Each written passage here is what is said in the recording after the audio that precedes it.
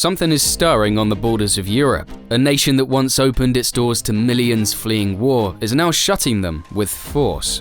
Poland, long seen as a champion of European values, has erected barbed wire fences along its Belarusian frontier. Drones buzz overhead, and armed guards patrol the dense forests day and night. But why has Poland, seemingly overnight, turned so staunchly against immigration? What triggered this zero-tolerance approach that has sent shockwaves through Brussels, raised alarms in Berlin, and ignited heated debates in Warsaw? Back in 2023, Poland's stance on immigration was solidified through a dramatic referendum. The question posed to the nation was direct and divisive. Do you support the admission of thousands of illegal immigrants from the Middle East and Africa in accordance with the forced relocation mechanism imposed by the European bureaucracy? An overwhelming 96.79% of voters responded negatively. This staggering result highlighted deep-seated concerns among Poles about immigration, especially from Muslim-majority countries. Many voters cited fears about cultural integration, economic burden, and even safety. As one Warsaw resident put it, Poland has fought too hard to maintain its identity to risk losing it now. We're not against helping people, but not at the cost of our own security and way of life. This referendum not only showcased Poland's collective resistance to EU-imposed policies, but also framed the national narrative, one rooted in self-determination and cultural preservation. However, the referendum's turnout was approximately 40%, falling short of the 50% threshold required for the result to be legally binding. Consequently, while the majority of participants rejected the EU's migrant relocation mechanism, the referendum did not have a binding legal effect. You see, Poland's relationship with immigration and migration is far more complex than one might assume. From the moment Poland emerged as a medieval kingdom in the 10th century, it has seen waves of settlers crossing its lands, especially during the era of Polish-Lithuanian Commonwealth in the 16th and 17th centuries. This vast commonwealth at its peak stretched from the Baltic Sea in the north, encompassing cities like Gdansk, down to the edges of the Black Sea region, not too far from the Carpathian Mountains in the south. Over centuries, Poland absorbed diverse groups: Germans, Jews, Armenians, Tatars, who became deeply woven into Polish culture. Think of it as Poland hosting the ultimate cultural potluck. Everyone brought something to the table, and somehow it all worked out. Fast forward to the 20th century. After regaining independence in 1918, Poland's borders were anything but static. The end of World War II drastically shifted these borders westward, as territories east of the Bug River, near Brest and Grodno, modern-day Belarus, were lost, and new lands on the Oder River, close to Germany, were gained. The result was a population uprooted and resettled, in many cases involuntarily. Then came the Communist era, 1945 to 1989. During this time, Poland was behind the Iron Curtain. Immigration was limited to occasional brotherly visits from other Eastern Bloc states. When the Berlin Wall fell in 1989, Poland's entire approach shifted once again. The country opened its doors to some degree of international exchange.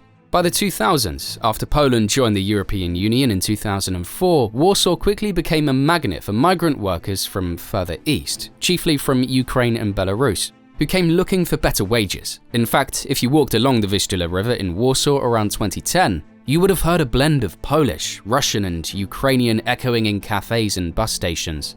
Poles themselves also moved west in significant numbers, seeking employment in the UK, Ireland, and Germany. But in recent years, the topic of non-European immigration has struck a far more contentious chord. Poland's historical memory includes foreign invasions, partitions, and occupations, so it's not surprising that for many Poles, the idea of defending the border resonates on a deep emotional level. Today, the shift has become stark, and in the view of many international observers, sudden. The principal question: what changed and why now? Enter Donald Tusk, Poland's Prime Minister once again. A familiar name on the European scene, Tusk was previously the president of the European Council, strolling the corridors of Brussels and rubbing shoulders with heads of state. Now, having returned to national politics, Tusk is championing a message that is deeply at odds with the usual open-door approach advocated by certain corners of the EU establishment. Tusk has declared Poland's right to protect the Polish and European border non-negotiable. In his words, "It is our right and our duty to protect the Polish and European border. Its security will not be subject to negotiation with anyone." It is a task to be accomplished, and my government will accomplish this task. That statement signals a clear break with parts of EU law and international conventions that Poland has been signatory to for years, particularly regarding the right to seek asylum. Here's the rough timeline. Over the last 3 years, thousands of individuals, mostly from the Middle East and Africa, have been directed across Poland's heavily forested border with Belarus. Belarusian President Alexander Lukashenko, a close ally of Russian President Vladimir Putin, has been accused of orchestrating these crossings, a tactic Poland labels as weaponizing migration. The Polish government's argument is that Belarus is deliberately funneling migrants to destabilize Warsaw and, by extension, the European Union.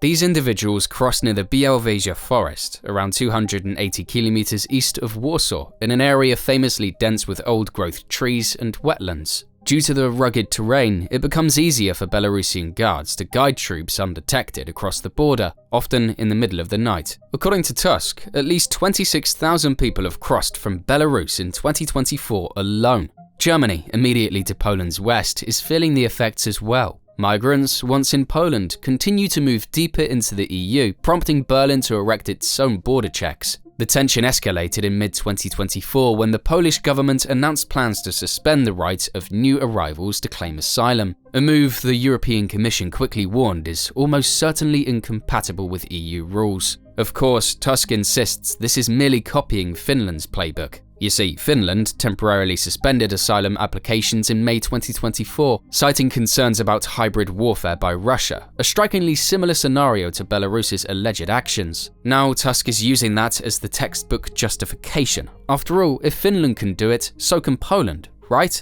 The core of Tusk's stance is straightforward. No negotiations when it comes to border security. Domestic polls suggest Polish voters increasingly agree, particularly when it involves non-European migrants. And with elections looming, especially this year's presidential vote, Tusk doesn't want to be seen as soft on issues of national security. But this hardline stance is more than just a flurry of political statements. It's physically manifest on the ground. Barbed wire fences near the Bug River, border guards patrolling the forested stretches day and night, and advanced surveillance tech for nighttime detection. Right on the edge of the Podlaskie region, about 50 miles north of the city of Białystok, steel barriers stand as visual symbols of Poland's new no-tolerance stance.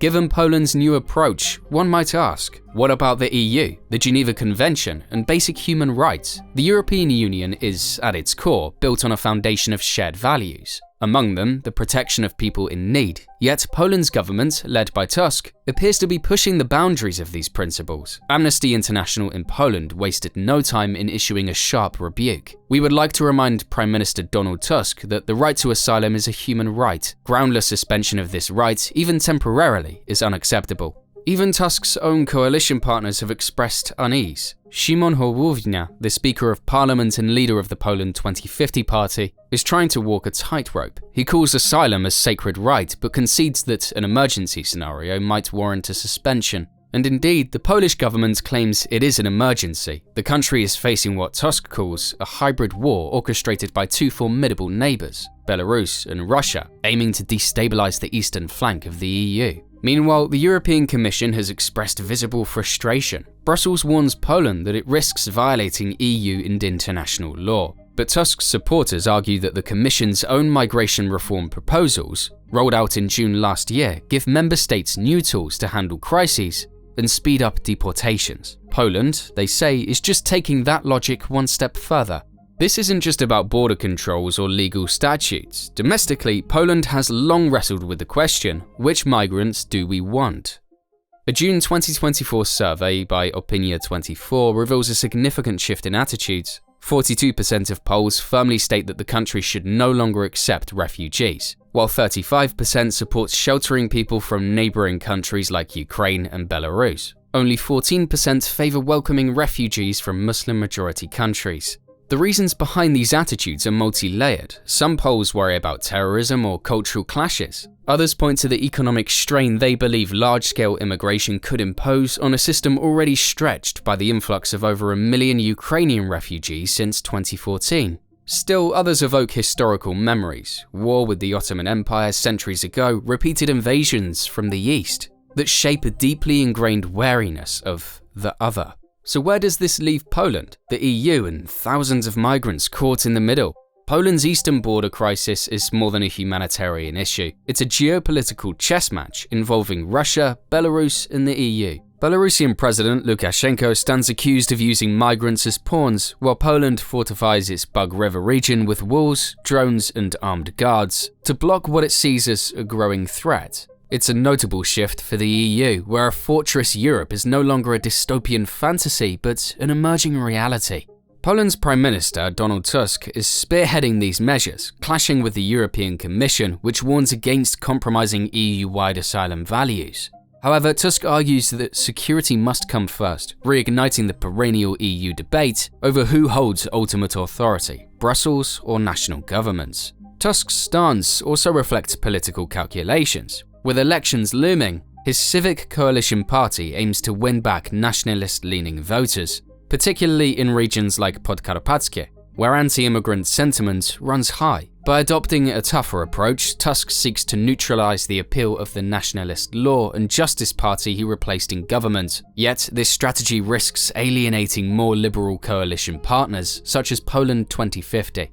Caught in this political crossfire are the migrants themselves, many fleeing war zones in search of a better life. Stranded in Poland's forests or pushed back to Belarus, they endure harsh conditions, often rescued by local volunteers in dire states of frostbite, dehydration, and trauma. Poland's approach reflects a broader European trend, with centrist leaders pivoting right on migration to counter the rise of far-right popularist parties. Whether Tusk bows to EU pressure or doubles down remains uncertain, but his message is clear. Security will not be negotiated. So is Poland's approach a necessary step to safeguard its sovereignty, or does it set a dangerous precedent for the rest of Europe? Let us know what you think in the comments. And if you like this video, don't forget to subscribe and click here to watch our next video.